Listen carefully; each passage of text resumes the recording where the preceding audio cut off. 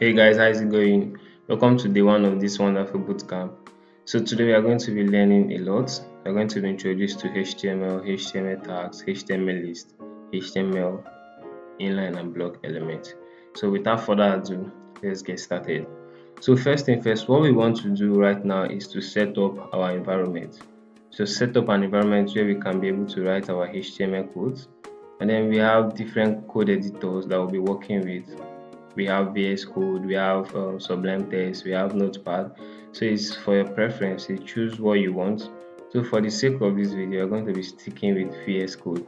So VS Code is a code editor that we can use to write our code, right? So how do we get that? Navigate to your browser and then search for VS Code.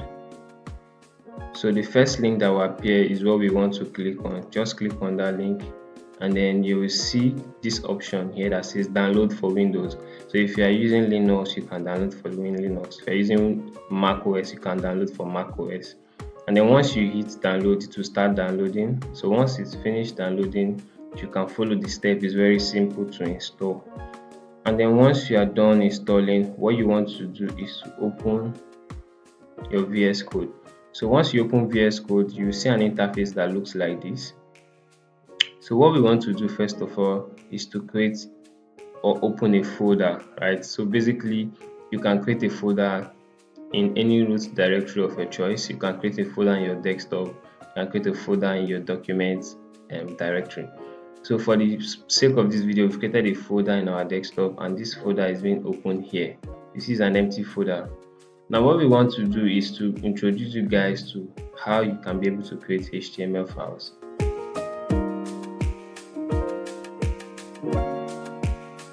So basically, to create files in HTML, you can right click here and then go to new file, or basically go to the top here where you see different buttons. Click on the first icon and then you can create a new file. So what we want to do is to call this home.html. Okay, so we successfully created our HTML file.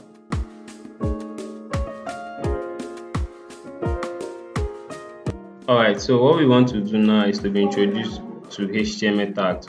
So basically, HTML are made up of tags. So you can't write any code on HTML that will be presented on your browser without using HTML tags. So basically, this is how a tag looks like. You write a less than sign and also a greater than sign. So this is basically an example of an HTML tag. But before we can do this, we need to create a perfect structure of our HTML file. So HTML structure always comes in this format.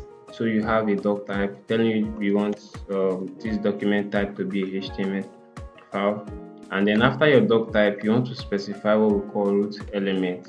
So your root element is after you specify a doc type. So you are telling your browser that your root element should now be what your HTML file. So after you've created your root element, you want to do two other stuffs, which are your head and your body tags. So your head tag, you enclose them inside of a less than and a greater than sign, and then also for your body the same thing. So you have your body. Okay, so this is a perfect structure of our HTML file. So we have a doc type telling our browser we want to render a HTML file. We also have a root element. We also have our head and our body. So let me explain the head and the body. So basically, your head takes in most of the contents you don't see on your browser. So every browser you visit or every website you visit, it has viewports, right? So your viewports are being specified inside of your head tag. The only thing you see that is specified in your head tag is called your title, okay?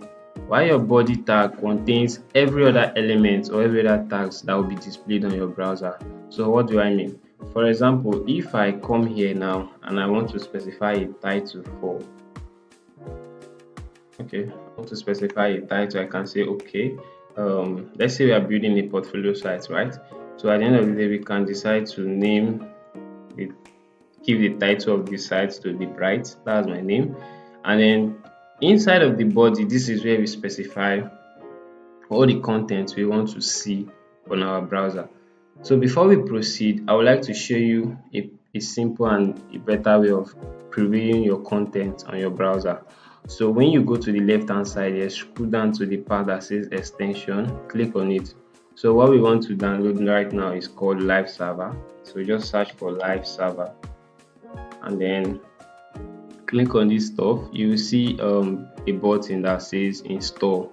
So for me, I've already installed it, so mine is showing uninstall. But what you want to do is to click on the install button right here, and then after you finish installing, you are going to see at downside at the bottom part, you're going to see this button that says click to run live server, or you right click at an empty space in your workspace, right click and then open live server.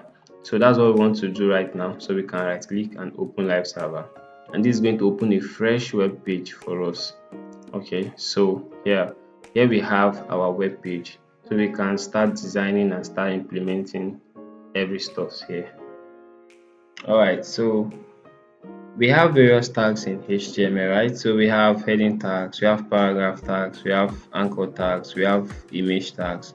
So basically the heading tags are used to create headings in our website, and then paragraph tags are used to create paragraphs, like create a random text, smaller text, and then why the image tag is used to append images on our website.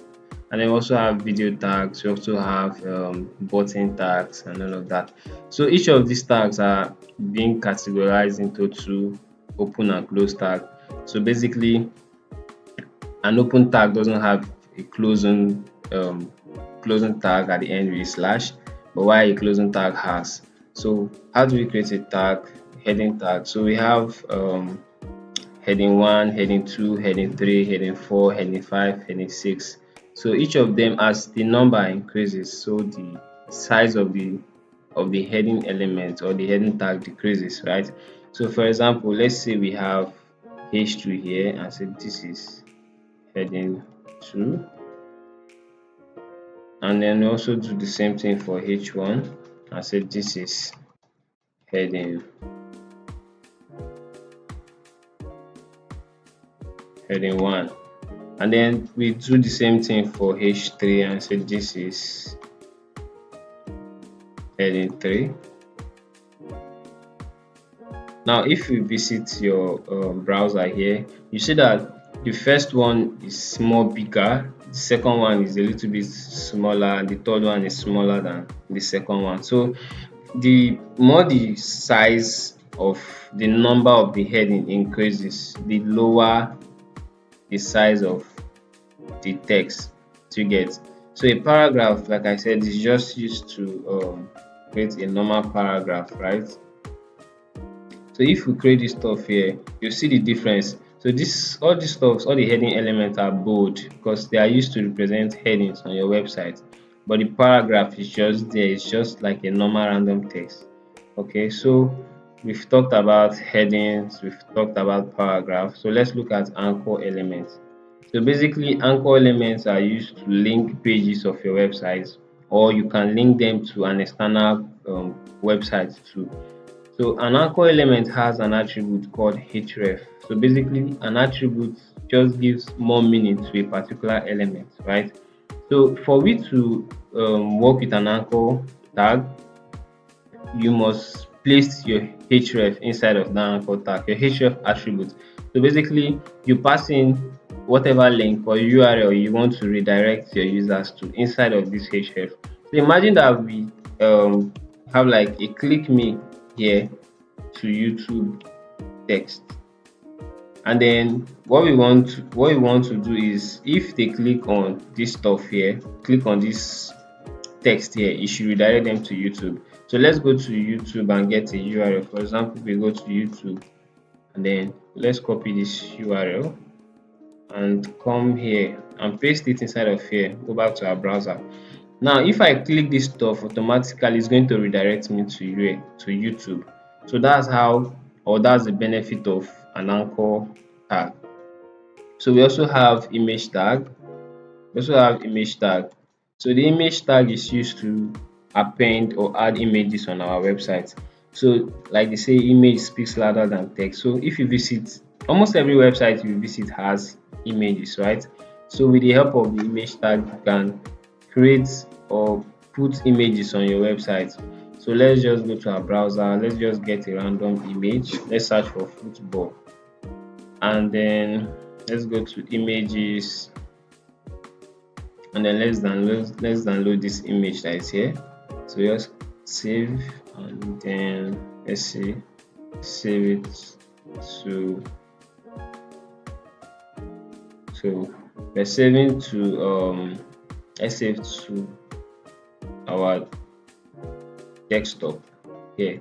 Let's call it foot, right? So let's save. Now what we want to do next is come here, navigate to our folder, and then outside our desktop here we have this image here. So we can drag this image and then put it inside of here. So inside of the, now if you watch, the image tag has two attributes, which is source and auth. Now the source takes in the link of that image or the path to the image. So how do we do that? So just a slash here and then click on the image. So when we go to our browser back, you see that we have the image on our browser here. So that's how you can be able to add images on your browser, on your web page. Now this alternative here is also an attribute, but the reason why it's here is this: it gives should I say, a description of what that your image is. So for example, you peradventure your image is not displaying on your browser, so alternative gives like a description of that image. So we've talked about heading 1, heading 2, heading 3, we've talked about paragraph, we've talked about anchor tag, we've talked about image tag. So what we want to talk about next is HTML list.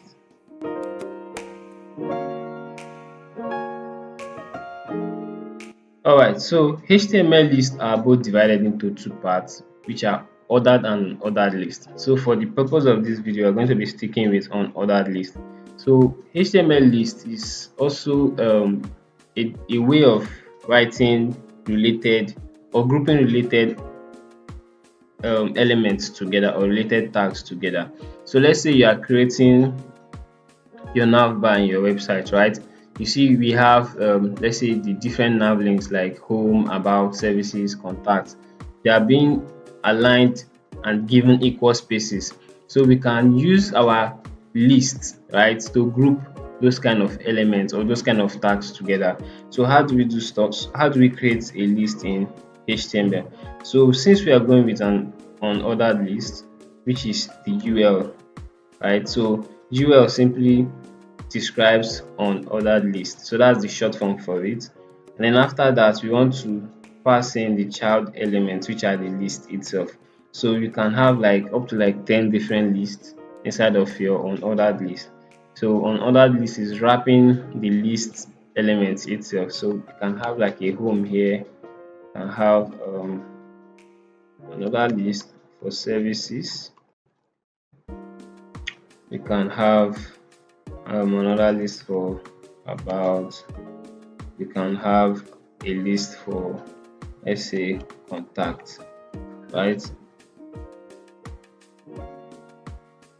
Okay, so this is how to create a list in our web page. So now if we navigate back, you see we have the list here. So the more you keep on adding different elements or different tags, the more they keep on arranging in this order. Okay, so that's how we can create a list and work with lists in HTML.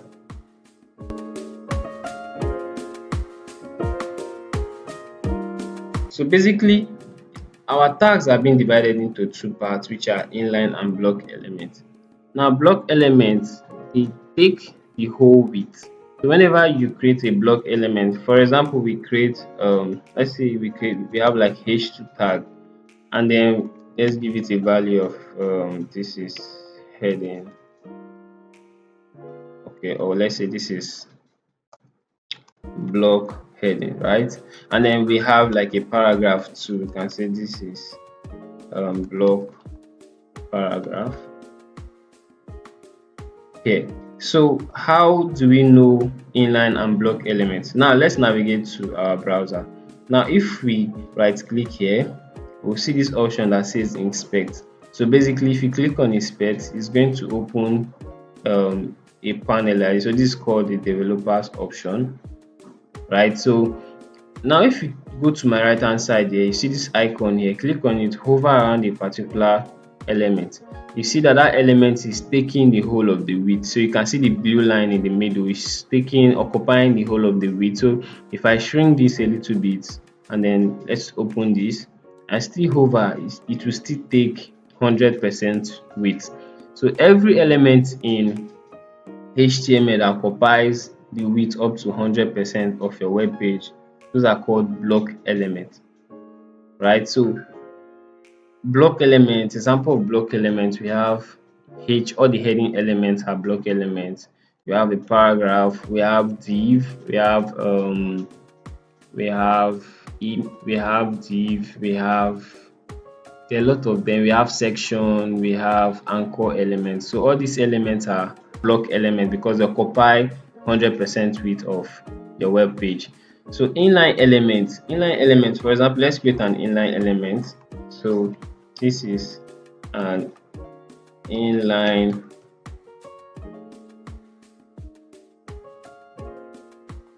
element. So a span is also an inline element, or you can call it an inline tag. So basically, the difference between inline element and block element, inline element occupies the width, right, that is being allocated to it by default. So if we navigate to our page, let's pick this icon here, hover around this element. So you see that this element is not taking up to 100% width, it's just taking the width allocated to it, right? So let's say we have like a double span here, we have another span, this is a second span, right? And then now you see, if we pick this stuff, we have this inline element and also we have the second inline element appearing side by side. Now the reason is this element here is taking the width that is allocated to it, and this other one is also taking the width that is allocated to it, right? But for this one here, it's occupying the whole of the width, which is 100%, right? And then any element that you add next to it will go below because it's taking 100% width. So examples of inline elements are spans, images, buttons, a lot of them. So I think we've come to the end of day one of this course. So please stay tuned for day two of this course. See you. Peace out.